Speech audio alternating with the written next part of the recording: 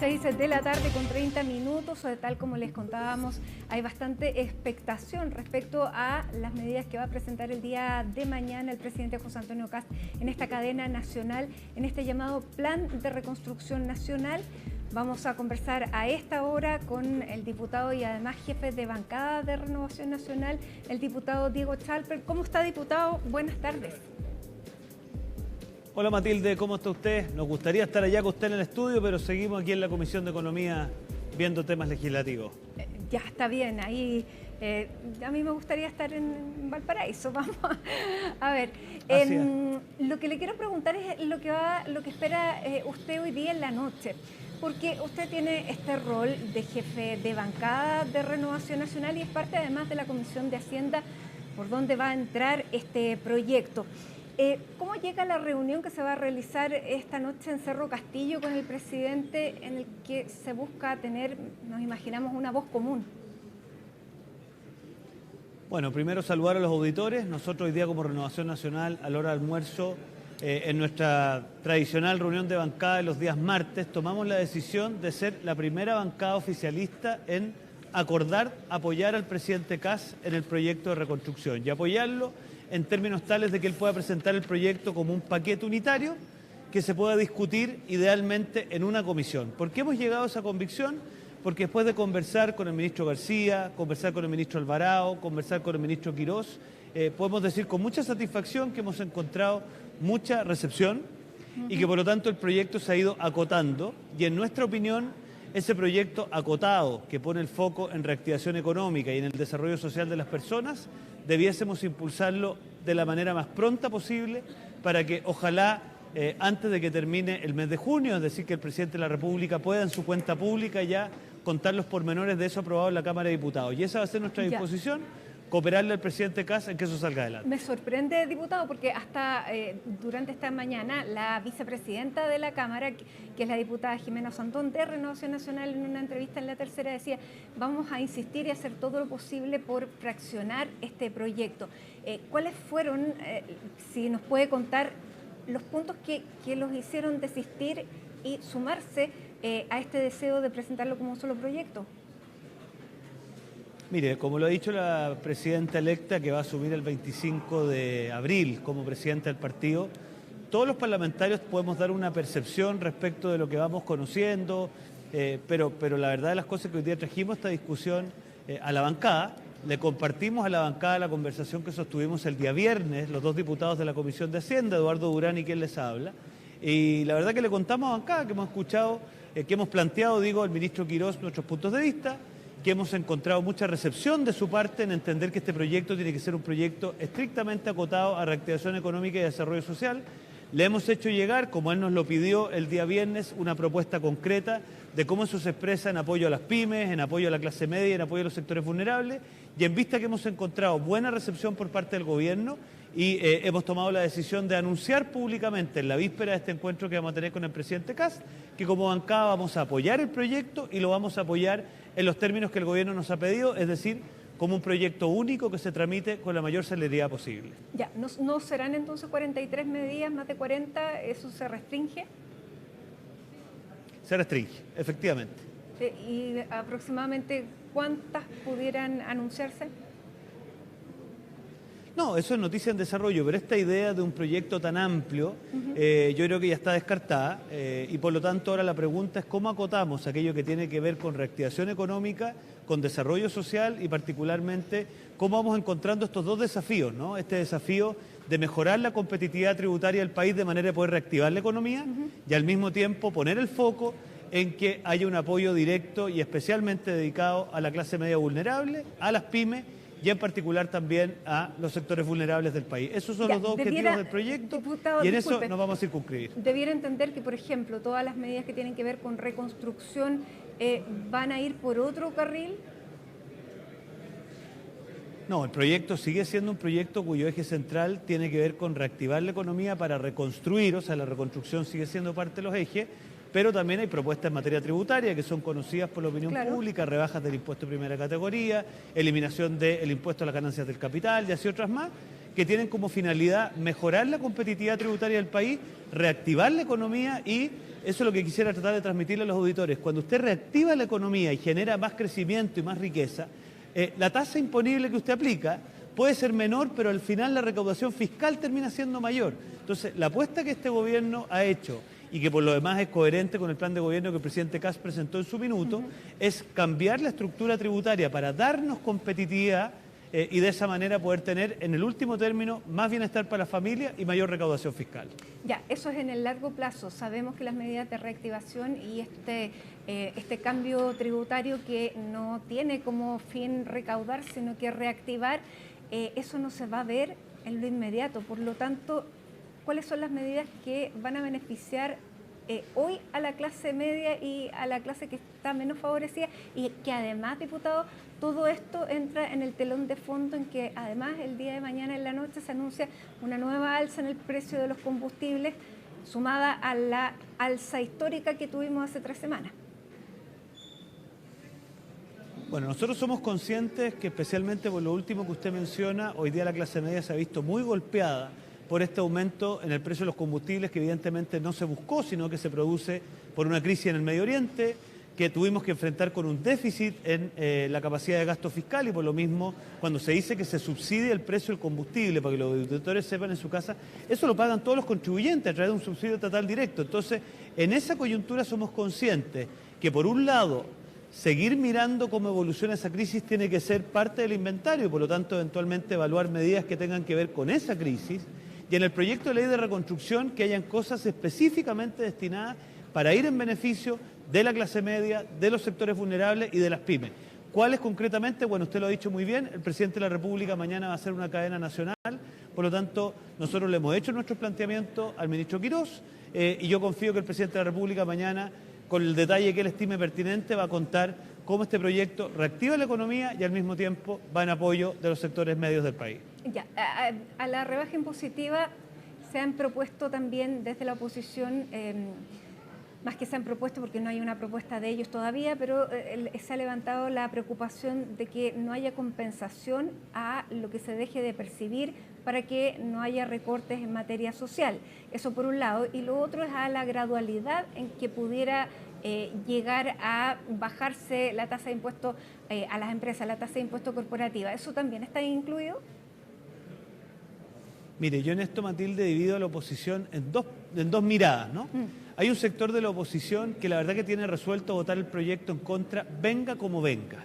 A mí me encantaría que eso se circunscribiera solo al Partido Comunista y al Frente Amplio, pero veo con pesar que parte del Partido Socialista se ha visto tentado en esa lógica poco dialogante. En cambio, hay otra parte de la oposición que entiende que aquí hay un mandato ciudadano, que hay un programa de gobierno del presidente Kast, en el cual él fue muy honesto con la ciudadanía, que obviamente quiere contribuir a buscar el mejor proyecto posible. Y en eso quiero ser muy claro con los auditores en su casa. Está toda la disposición para tener las conversaciones que sean necesarios con aquella parte de la oposición para buscar el mejor proyecto posible.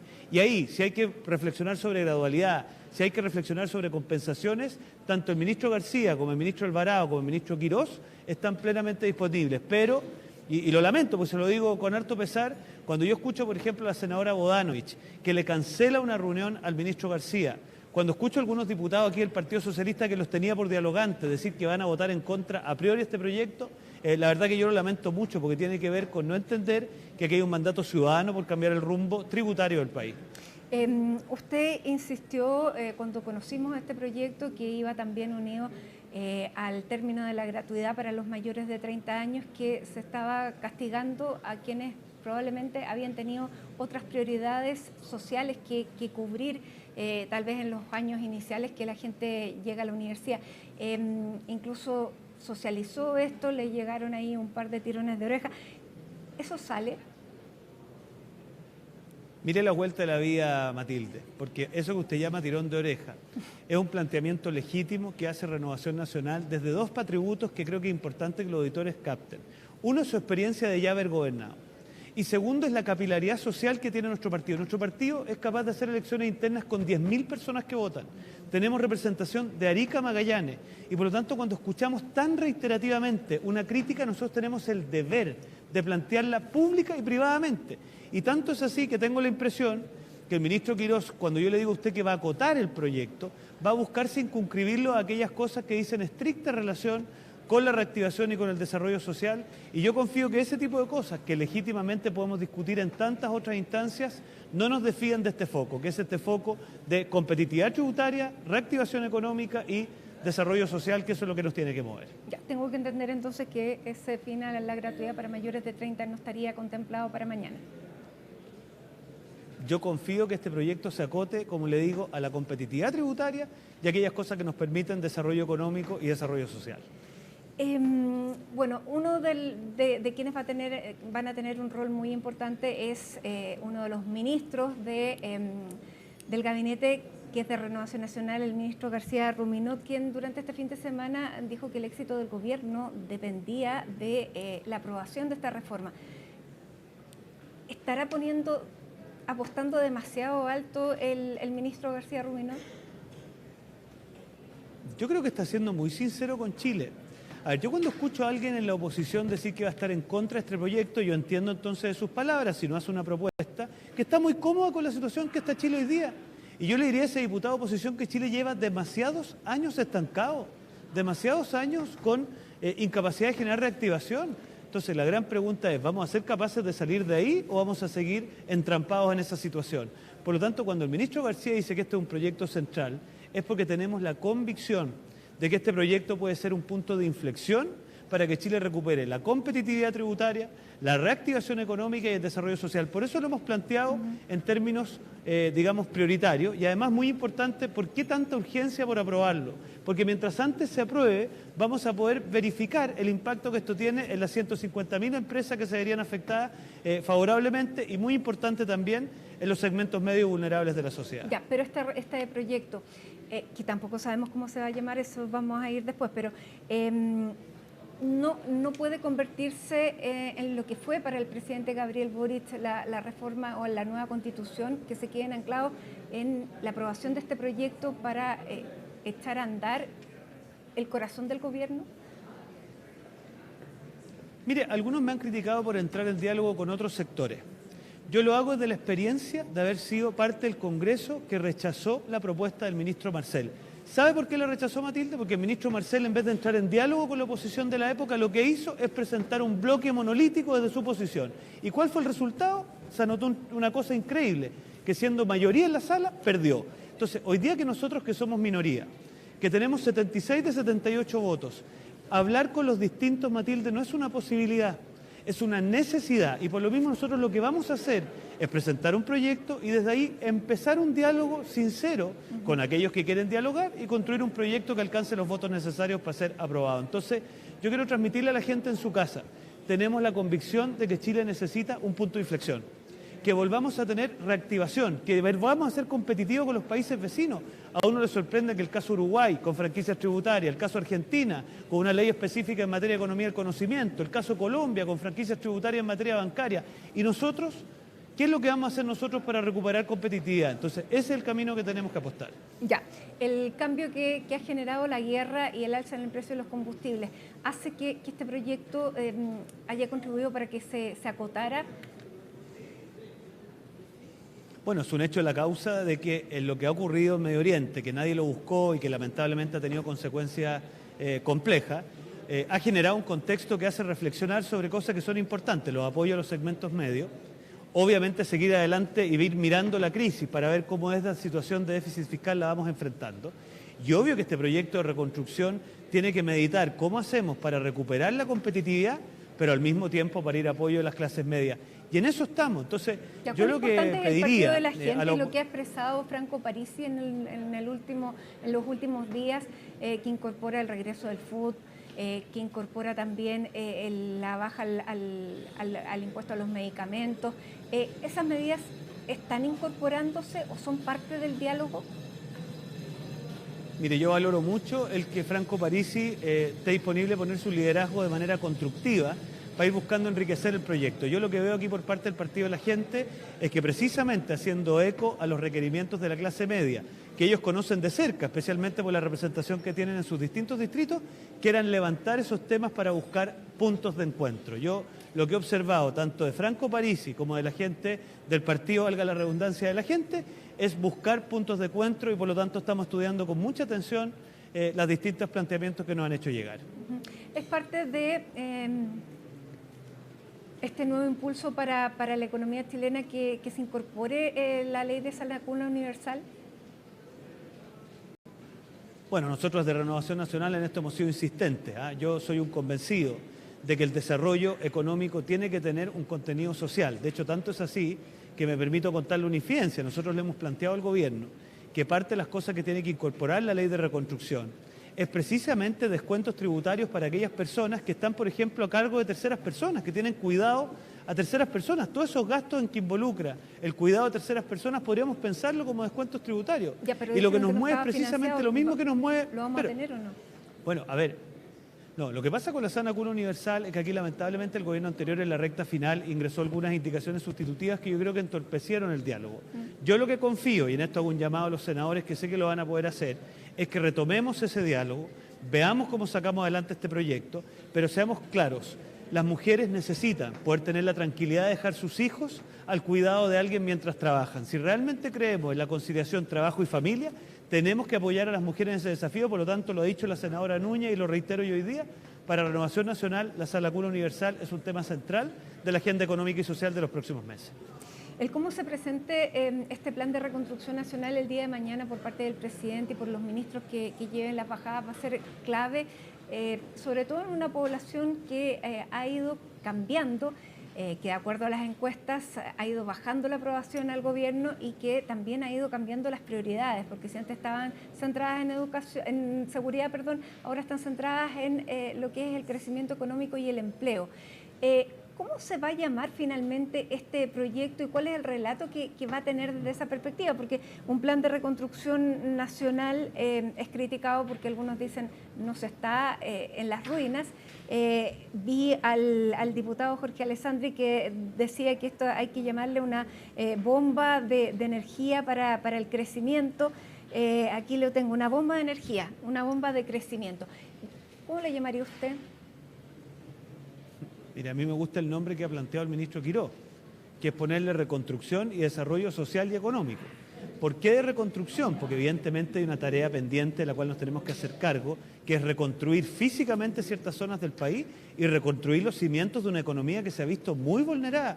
Y por el lado del desarrollo económico y social, a ver, el objetivo final de esta ley no es hacer una especie de juego en un Excel abstracto o jugar a las matemáticas. El objetivo final es que las familias de clase media del país recuperen la capacidad de tener empleo, el que hoy día dejemos atrás la situación de informalidad que afecta a tantos trabajadores, el que hoy día muchas familias puedan volver a optar a la casa propia, puedan volver a optar a tener posibilidades de estudiar en aquellos establecimientos educacionales que aspiran. O sea, el objetivo final del proyecto es el desarrollo social de Chile y por lo tanto a mí me gusta de reconstrucción y desarrollo social y económico y entiendo que también es el que le gusta al ministro de Hacienda, así que ojalá concite el apoyo necesario para que ese sea el horizonte, reconstruir físicamente, reconstruir económicamente y desarrollar socialmente nuestro país.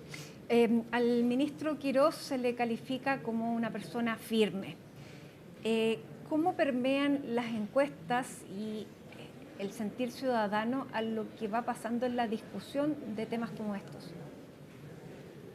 A ver, mi sensación con los meses que, con las semanas que llevamos trabajando con el ministro es que el ministro es firme en lo fiscal, que es lo que uno aspira para que no terminemos como terminó el gobierno anterior, que era bastante laxo en lo fiscal, pero al mismo tiempo es bastante empático en lo social. O sea, el ministro se da cuenta que evidentemente acá tenemos que tener sinceridad con los chilenos y contarles la firme de cuánta plata hay disponible, pero al mismo tiempo, transmitir con mucha fuerza que lo que nos mueve es que dentro de los recursos que se puedan generar, buscar el mayor bienestar posible de las personas. Ese tiene que ser nuestro objetivo. Y por lo tanto yo creo que este ensamblaje que se ha dado, la ensamblaje es una palabra, pero es un ensamblaje entre el ministro Quirós, el ministro Alvarado y el ministro García, yo creo que juntos hacen una muy buena expresión de este gobierno de unidad y yo espero que esa mezcla sea la que lidere el proceso legislativo, porque no tengo dudas que si es así, vamos a sacar una muy buena ley para los chilenos y chilenas. ¿Cuándo se pueden empezar bueno, porque esta ley, ¿para cuándo cree usted que va a poder estar despachada? Algunos dicen septiembre.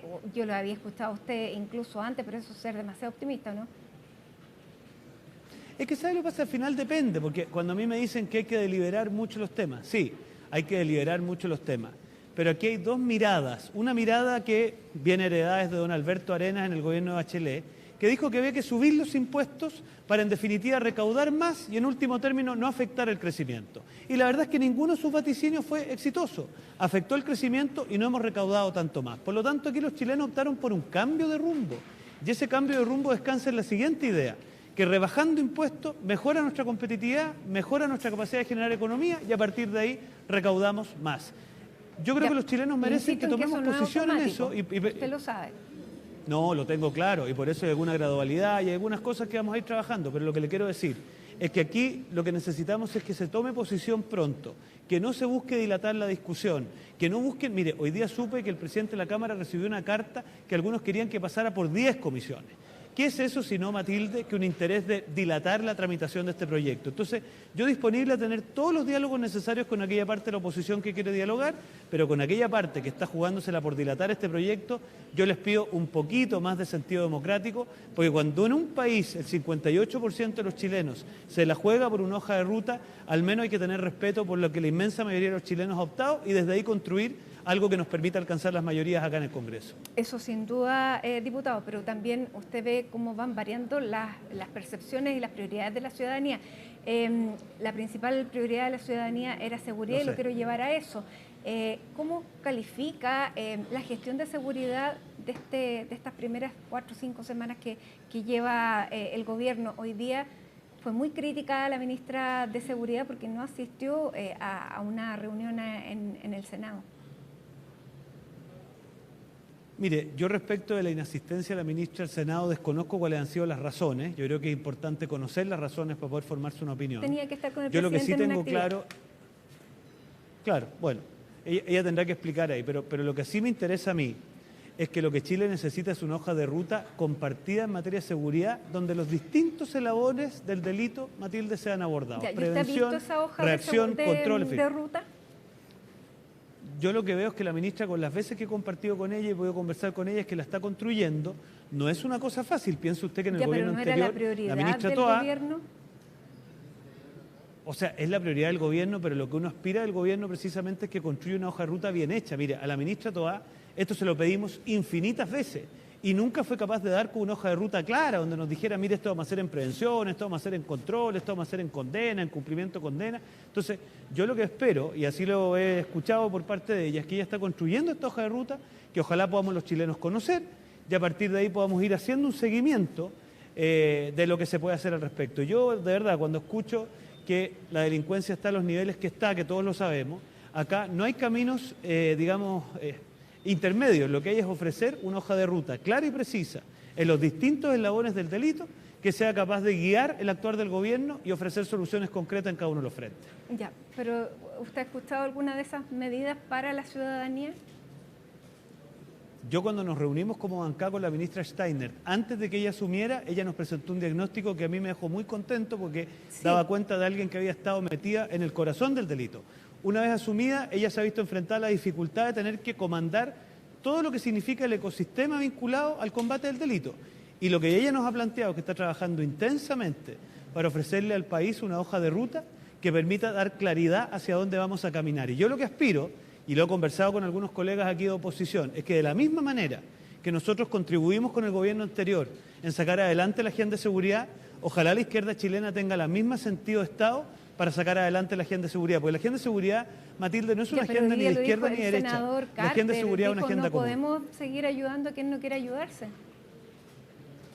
No, noté al senador Carter un poco molesto por una situación puntual, pero yo no tengo duda que el senador Carter va a ser parte de aquellos que van a enriquecer la propuesta de seguridad por su experiencia municipal. Y mire, aquí tengo algunos colegas de centro izquierda, por ejemplo el diputado Raúl Leiva, que en su minuto fue muy crítico.